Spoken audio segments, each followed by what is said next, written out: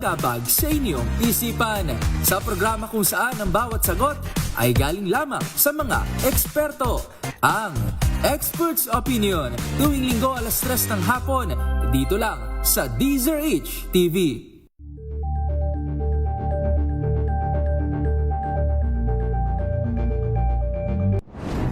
Kung good vibes ang hanap mo, dito ka na sa sigurado! Mula sa mga istoryang nagbibigay ng inspirasyon hanggang sa mga kwentong may dalang solusyon. Mga balitang pampagaan ang pakiramdam at pampaganda ng araw. Hindi lang ba sa good news, kundi the better news. Mula Lunes hanggang Biyernes, 1:00 ng tanghali sa DZRH TV.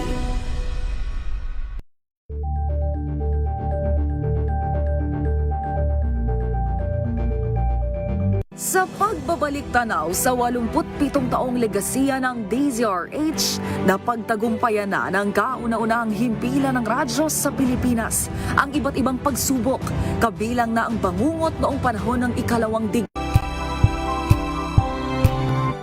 Ang Lunas ay may extension na. Lunas Extension. Magandang gabi Pilipinas, Metro and Mega Manila. Ako si Ellen Bensal at narito ang programang Lunas Extension. And this evening, mapalad po tayo at sasamahan po muli tayo sa ating discussion ng ating pinagkakatiwalaang dermatologist. Welcome po natin none other than Dr. Grace Carol Beltran. Good evening, Doc. Magandang gabi. Magandang gabi sa iyo, Eli. Magandang gabi sa mga lahat na nakikinig sa atin ngayon. Ngayon, pag-usapan naman natin baldness o yung pagkakalbo. Tama po ba, Doc? Oo. Eto po, Doc, gaano po ba karami yung apektado dito? Ay, naku. Araw-araw may pasyente akong naglalagas ng buhok, no? Oo. Kasi ang paglalagas ng buhok, maraming dahilan. Mhm. Unang-una, yung pinaka-most common muna ang babanggitin ko, yung tinatawag natin na telogen effluvium. Ano Kasi naman po cause niyan, Doc? Ang telogen, ang buhok kasi natin may 3 stages. Okay. Anagen, telogen, at saka yung destructive phase. Okay. Ngayon, yung telogen, kapag humaba itong stage na to, doon nagsisimulang maglagas yung buhok natin. Ano Okay. ibig sabihin, Doc, kapag humaba yung buhok natin, mas prone na tayo sa pagdalagas ng buhok? Hindi naman. May mga trigger kasi ang telogen effluvium, usually stress. So yung lagi ko sinasabing puyat, pagod, galit, asar, miss, worry, number 1 cause siya ng telogen effluvium. Okay. Pwede rin siyang lumabas sa mga taong nagsa-sudden weight reduction. Yung bang hindi kakain talaga na halos wala nang kinakain. Nagka-crash Yun, biglang- diet. Yes, nagka-crash diet, yon pwede rin, no? Sa mga nanganganak, after 3 to 4 months after giving birth, yun, lalagas din yung buhok. Or 3 to 4 months after a very, stressful situation like death of a loved one, kaya nagkasakit yung loved one, na COVID-19, yan, pwede rin maglagas ang buhok. Usually, anong part ng ulo, Doc, yung naaapektuhan dito? Ang telogen effluvium kasi diffuse, no? Which means na buong scalp ang pwedeng maapektuhan. Oo. Yun. Oo, yun. So, kapag ganun, halos yung buong ulo mo na luminipis yung hair. Kaya, kung dating hindi nakikita yung anit, ngayon bigla nang makikita. Correct, Yun. opo. Ang kadalasan mong simptomas to, kapag natutulog, kapag gising mo sa umaga, madaming buhok sa pilo mo, o kaya habang naglalakad ka, nalalagas yung buhok mo, kaya alam mo kung saan nagpunta yung tao, kasi yung hair niya. Totoo yun, I'm not kidding. Yun, matitrace mo yung hair kung saan siya pumunta kasi nga nandun naglalagas. Lalo na Tapos kapag may kulay pa yung buhok nila, Doc, di ba? Talagang madaling ma-identify na sa kanya talaga nang galing. Oo, tama, tsaka yung length of hair, no? Yes. Yung caregiver ko, meron siyang ganyan ngayon eh. Tapos, tawag dito, kapag ikaw ay nilagnat, kunyari na dengue ka, after 4 months, pwede maglagas yung buhok mo. Maraming trigger. In fact, some medications can trigger telogen effluvium. Okay, yun. Okay. Ayun. So yun ang isa pa lang. Diffuse hair loss, which is common among women, but also men could be affected. Ano naman po yung usualing dahilan, Doc, ng mga pagkalagas o pagkakalbo ng mga kalalakihan? Isang mga kalalakihan, yung tinatawag nating androgenetic alopecia or male pattern hair loss. Yun. Itong male pattern hair loss, mag-distinguish mo siya from other hair loss kasi ang unang nangyayari, lumalapad yung noo. Lalo na yung gilid, yung dalawang gilid dito sa noo, Yun ang Yes. unang-unang tinatamaan. Tapos, biglang ninipis na rin yung gitna hanggang magsalubong sila dun sa vertex, yung pinaka mataas na point ng scalp mo. Opo. Kaya parang may paliparan ka dun sa, yung parang may airport dun sa, Correct. yun. Yun ang male pattern hair loss or androgenetic alopecia. Pero merong counterpart yun sa babae. Ang tawag naman sa babae, female pattern hair loss. Yan. Ang kaibahan sa babae, hindi naapektuhan yung hair dun sa hairline sa harap.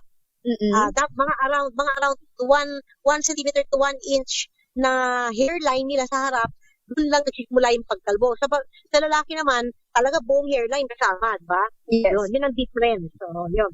Tapos, numinipis din yung tuktok. Opo. Yan. So, genetic yan. Ngayon, meron din tayo tinatawag na anagen effluvium. Siyempre, alam naman natin lahat yan, yung mga nagki-chemotherapy, yan, no? Premature, thinning yung kanilang hair bulb, kaya, yun, naglalagas lahat. Tapos yung isa pang common, yung pocknut. Yung Opo. pocknut naman, yan, may mga tigbe 25 ka hanggang maging piso, hanggang maging sakit na ng mga bote, ang laki ng mga, yung patches mo ng pagkakalbo. Yun naman yung alopecia areata. Ang pagkakaroon Actually, naman, Doc, ng pocknut, hindi ba dahil yan sa pag nagkakaroon ka ng pigsa or pimple o di naman kaya kinain ng kuto, kinagat ng kuto yung anit natin?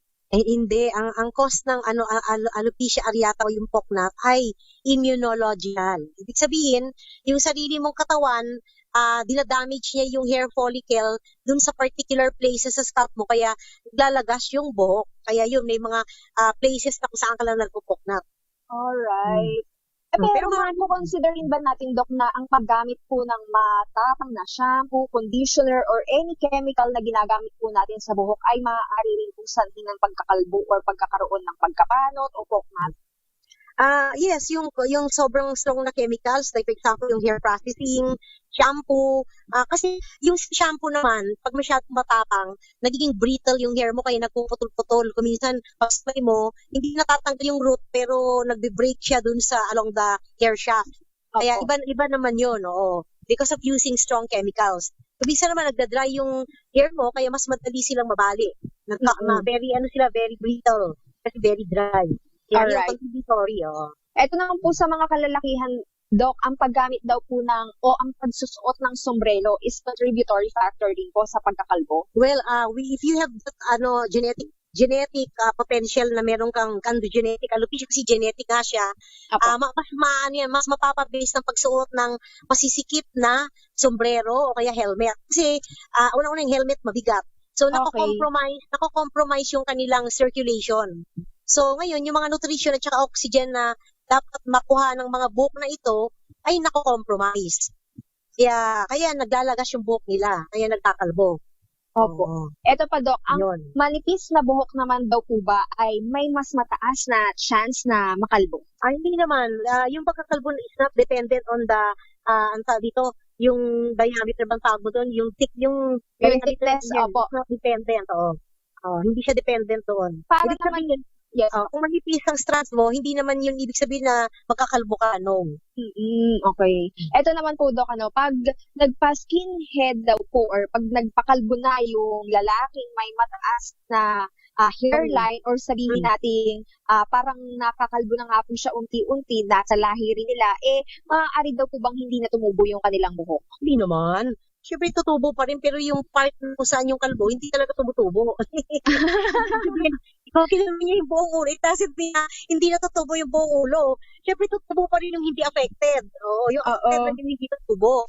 Pero kasi, the good news now is that, no, kahit na ano pang kalbo mo, meron na tayong magandang treatment. Ito nga yung stem cell na tinatawag. Yung stem cell, kahit na medyo, siyempre, mas maganda kung bata ka pa na umpisahan mo na yung treatment. Kasi talagang, very fast yung growth kung bata ka pa. Lalo na kung nagsisimula pa lang. Okay. Ngayon, kung medyo may edad ka na at malapat na yung area ng pagkakalbo, so you might need more than one treatment. Kasi syempre, hindi naman makakover ng isang treatment yung lapad ng pagkakalbo niya. Kaya, ang may advantage talaga, yung bata ka pa, nakapagpagamot ka na. At saka yung maliit pa lang yung affected area, nakapagpagamot ka na, stem cell. But the stem cell, you can use it for anyone with a balding problem. Okay. Pero Doc, bago tayo magpunta sa stem cell treatment, what particular age nga po ba nang maaari itong mangyari? Sabi nyo, as early as possible, di ba? Habang bata pa, pwede na pong maremedyohan. Oh, yung androgenetic alopecia kasi nung unang panahon, nung nag-aaral pa lang ako, sabi nila, usually ang affected yung mga nasa second decade. Ibig sabihin, 20 and up. Yung age ng ngayon ng androgenetic alopecia, bumaba na. Actually, first decade pala ang earliest ko is 14 years old. Yun yung pinakabata ko. Grabe talaga yun. Ang bata-bata pa, meron na siyang ganun. Kaya, pero yun na nga, the good news is that we have already stem cell, which is a permanent cure for male pattern alopecia or androgenetic alopecia. Okay, pag-usapan nga po natin yung pamamaraan ng paggamot or pagtugon po para sa mga nakakalbo, napapanot sa ating pagbabalik, Doc. Dito pa rin po sa programang Lunas Extension sa DZRH at RHTV.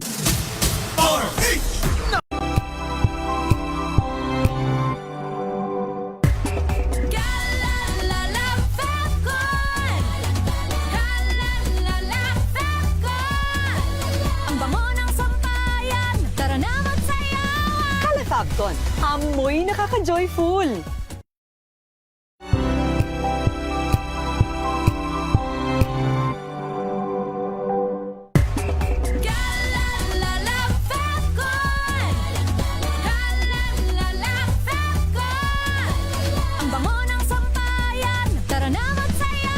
Calefacton, amoy nakaka-joyful.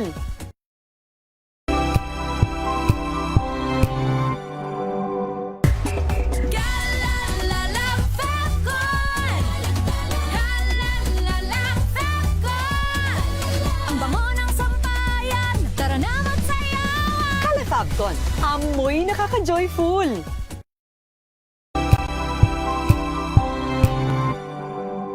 If I get impeached, then that is my end. Tumutok sa pinaka-importanteng paglilitis ng impeachment court ngayong taon. The impeachment trial of Vice President Sara Duterte. A DZRH Special Coverage.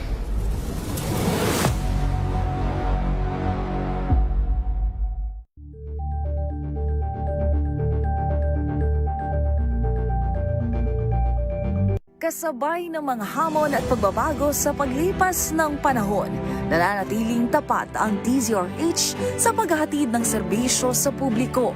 Mas pinalawak ang pagpapaabot ng balita at impormasyon, hindi lang sa radyo, kasama na rin ang telebisyon, live streaming at social media para ihatid ang mga kwentong makabuluhan at napapanahon saan ka man naroroon.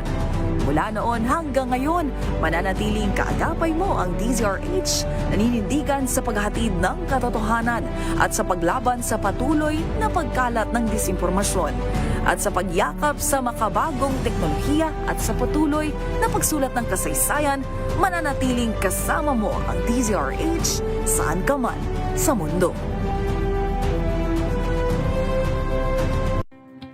Better News. Una sa Pilipinas, una sa Pilipinas. NBS, Trending and Battle Show. Nakahandang Sa ating balitan mga kaibigan sa Rapido Hanaw. Public Service Hour. Siyempre pa, una sa Pilipinas. Una Ayan sa ang kabuhanan din pala tuntunan ng break time. Sabay niyo na po ang mga balita at talakayan sa Balansyado. Maraming salamat. Abangan this Saturday. Hi, this is Kyla Miel and you're watching Scene Zone. Growing up, I used to compete with my ate sa vocal solo pop. Sinabi ni Ross, he is a rapper. He said na, don't wait for the opportunity to come. Submitting a demo, that's AI. Extension. Kayo pa rin po ay nakikinig at nakatutok sa programang Luna sa DZRH at RHTV at kapartner pa rin po natin ang Shellbat. So para pa rin po sa may mga katanungan tungkol sa ating discussion, maaari rin po kayong magpadala ng inyong mensahe sa ating Facebook page na Luna sa DZRH at Radyo Natin FM. Baldness o pagkakalbo ang ating main focus ngayong gabing ito.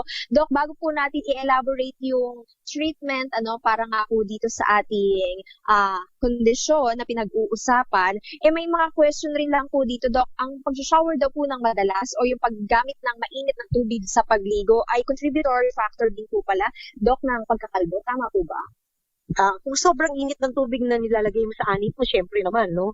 Makaka-damage ng hair strand, but maybe not the hair follicle. Hair strand lang. So, it can contribute to the lusterlessness of the hair at saka yung to the easy breakability of the hair shaft. Strand ng hair. Yun. Pero not necessarily balding.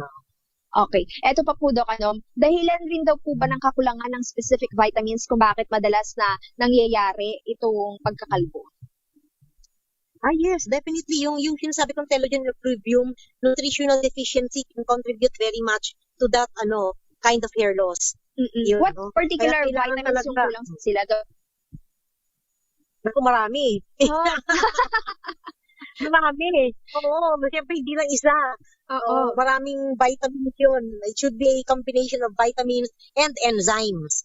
Kasi kung walang enzyme, hindi ma-absorb properly yung vitamins. Kaya yun, kaya dapat it should be a combination. So may mga pagkain po ba sila or mga food supplement na vitamins na dapat i-take? Preferably, the food that they should eat is more, kasi 98% of the hair is made of protein. Okay. Only 2% is made of water. Now, the rest is sustained. The rest of the growth of the hair is sustained through the vitamins and minerals, which is the vegetables and fruits are the main sources. So, what you need is the source of protein, source of vitamins and minerals, plus enzyme and water. Okay, pumunta naman tayo, Doc, sa tamang gamutan, pamamaraan para nga pumatugunan yung baldness. Unahin na lang po muna natin, Doc, yung stem cell therapy na sinasabi po ninyo. Paano po ito? Well, definitely, stem cell is the most expensive. Pero kasi, kung isipin mo naman na one time mo lang gagawin, kasi kung bata ka pa, one time mo lang gagawin. So, instead of applying the medicines for life, ito one time lang ang gastutan, tutubo na siya. Okay? So, ang gagawin mo sa stem cell, ang kinukuha mo yung hair follicle. Tapos ipoprocess mo yun sa isang machine para makuha mo yung stem cell. Tapos pag nakuha mo na yung stem cell, i-inject mo siya sa lahat ng lugar kung saan may kalbo. Yun. Siyempre, stem cell yun, tutubo na siya as hair. Kasi doon mo siya pinlant sa scalp area. Kasi ang stem cell, it will follow the area of growth. Kung saan mo siya nilagay, yung susundin niyang pagtubo, yung kunyari, kung sa skin mo siya nilagay, skin ang tubo niya. Kung sa bone ang tutubo niya. Kung sa liver yung tutubo niya. Ganon. Yun ang stem cell. So, you put it on the scalp, and then it will grow the hair back. Yun. And it is permanent kasi yung donor area ng kinukunan mo ng stem cell is not affected by hormones. Kaya hindi siya apektado ng androgenetic hormones. So, androgen hormones. So, ibig sabihin rin ba niyan, Doc, maaari na rin ma-prevent yung ibang area na maaari pang malagasan ng buhok? Kasi ma-inject mo lang ito kung saan na naglagas na yung buhok kung saan na yung kalbo. Hindi siya pwedeng pwede mo rin siguro inject. Pwede naman. Kaya lang, syempre, kasi meron pang buhok yun Para ang gagawin na niya, ipupush out niya yung old hair, papalitan lang ng bago. Pero parang useless. Kaya mas maganda, doon sa affected areas mo siya inject. Kahit gaano kalaki, Doc, yung damage, yung nakalbong part, maaari itong i-apply? Yes, kaya lang, kung mas malaki yung area, hindi one session lang. Kasi hindi kaya ng kasi you can inject per session 5 ml only. Okay. So if it is a bigger area, you need maybe 10 ml. So 2 sessions ang kakailanganin mo. Magkano naman daw po ba aabutin ito, Doc? Nako, 100 plus Pero naman, garantisado naman. Kung nang bili ng gamot, kung bibili ka ng gamot, sabihin na natin, nasa 27,000. Every 6 months, kailangan mong bumili. Di ilang taon, isang ito permanent. Pag tumubo na to, hindi na siya maglalagas. Not unless you have another kind of hair problem. Opo. Pero ito, Doc, ay different pa sa hair implant.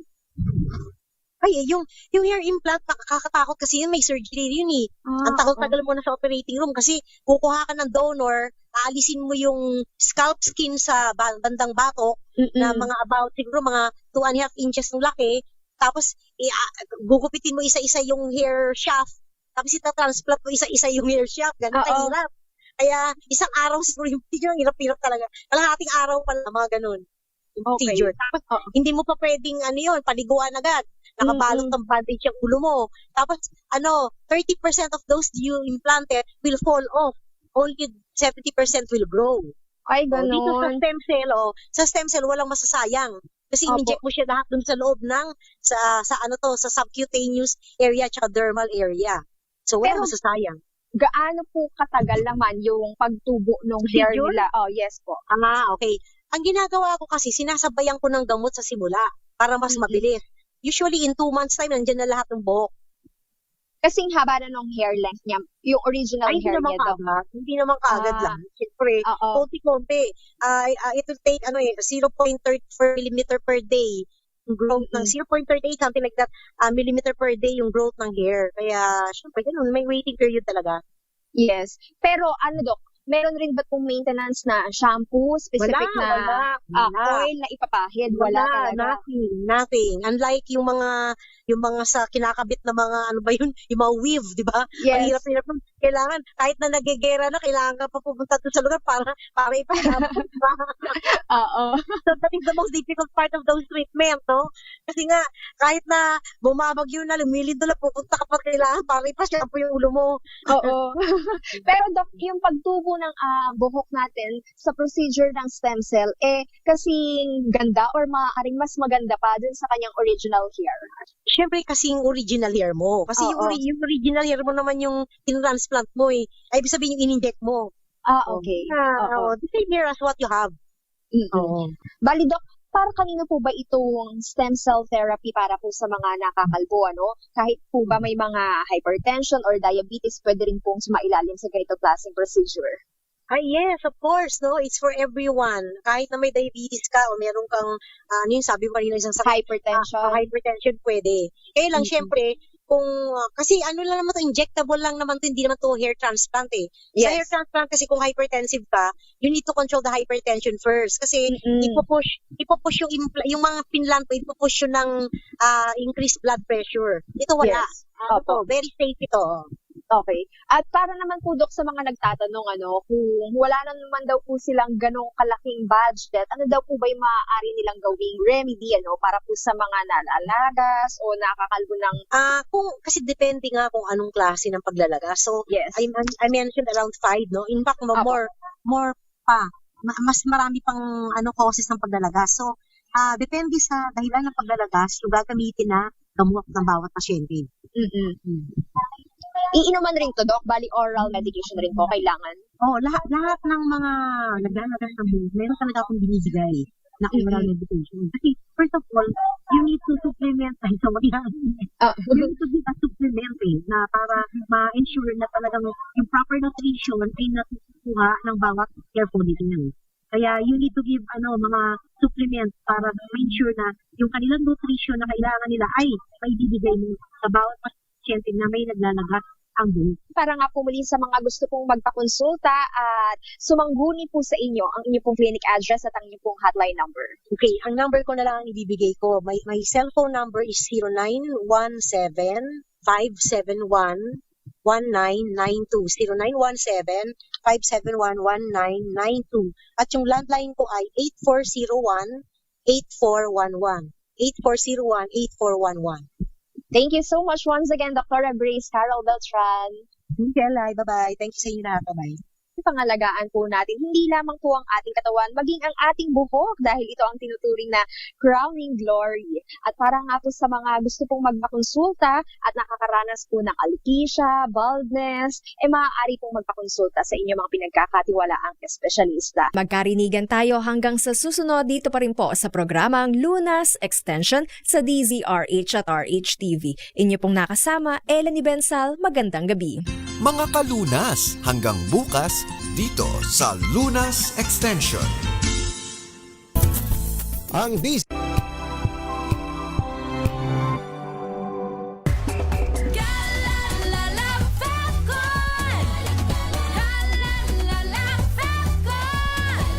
Ang bango ng sampayan, tara na magsayawan! Calafabton, amoy nakaka-joyful.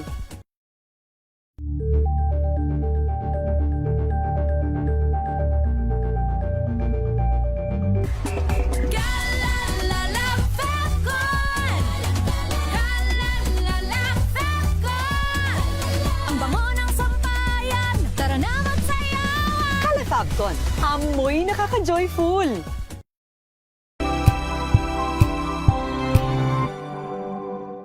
Maagang balitaan, maagang usapan sa mga issue at balita. Kasama si Kuya Angelo Palmones sa Magandang Umaga Pilipinas. Mula Lunes hanggang Biyernes.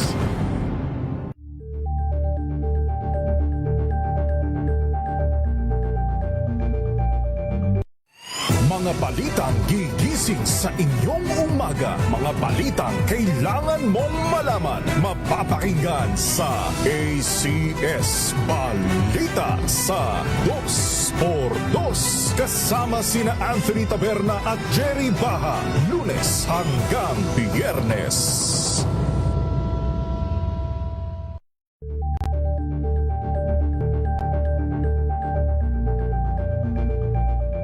Alamin ang mga maiinit na isyung pambayan, mga balitang kailangan mong malaman, usapin sa pamahalaan, politika, ekonomiya at kabuhayan. Ito ang mga dapat mong malaman, pakialaman at pag-uusapan dahil kayo ang tinig ng mamamayan dito sa Damdaming Bayan. Live sa DZRH Radio, DZRH TV at DZRH Digital. Kasama sina Lakay, Deo Macalma at Elaine Apit. Araw-araw, Lunes hanggang Biyernes. Damdaming Bayan. Angel po si Angelo Palmones nag-iiwan sa inyo na isang magandang umaga. Maraming salamat. Life goes on! Nine, good morning, Lakay. Good morning, Sister Ann. At good morning. Magandang mainit na umaga. Angel po si Angelo Palmones nag-iiwan sa inyo na isang magandang umaga. Maraming salamat. Pilipinas, una sa Pilipino.